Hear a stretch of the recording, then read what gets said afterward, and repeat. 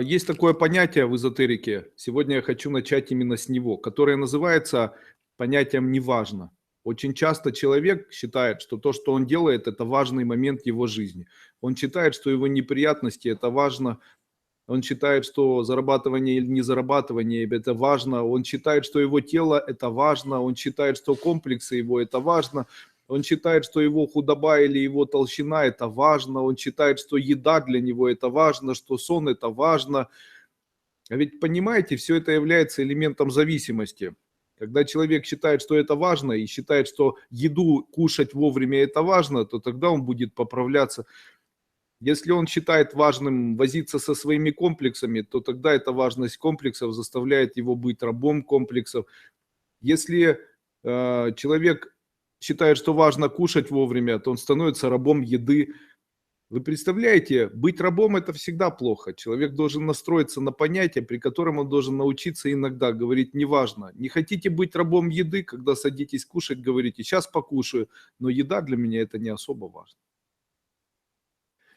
Когда вы очень устали и говорите «мне срочно нужно отдыхать», скажите себе «да, я устал, я хочу отдыхать, но это тоже не важно».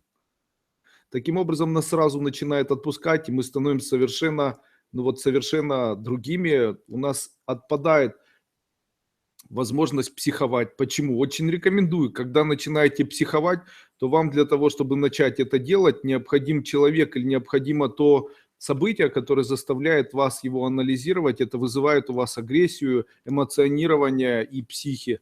Как сделать так, чтобы этого не происходило? В тот момент, когда вы готовы на кого-то наорать и готовы кого-то воспитывать, скажите, это не важно.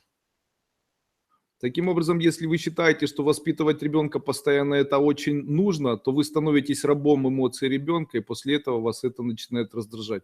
Как быстро от этого избавиться? Начните говорить, это не важно. То есть в тот момент, когда вы уже набрали воздуха и делаете так, и начать его воспитывать, для того, чтобы начать кричать на ребенка или его воспитывать, скажите себе, это не важно, и попробуйте этого не сделать. Вы представляете, вот это состояние, когда мы делаем что-то, не замечая и анализируя это сбоку, ну, допустим, вы покричали на ребенка, и только после этого поняли, что вы это сделали. Так вот, это и является вашей кармой. Оказывается, то, что вы сделали, и вы сделали так, что не поняли, почему вы так сделали, это является тем, что связывает вас и ваших родителей, или судьбу вашу и ваших родителей.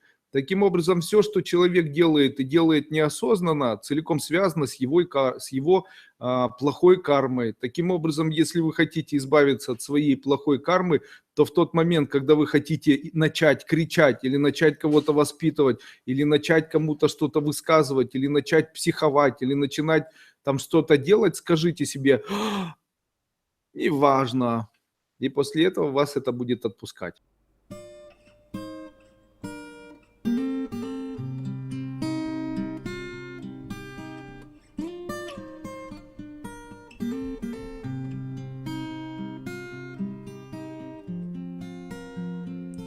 Я ранен светлой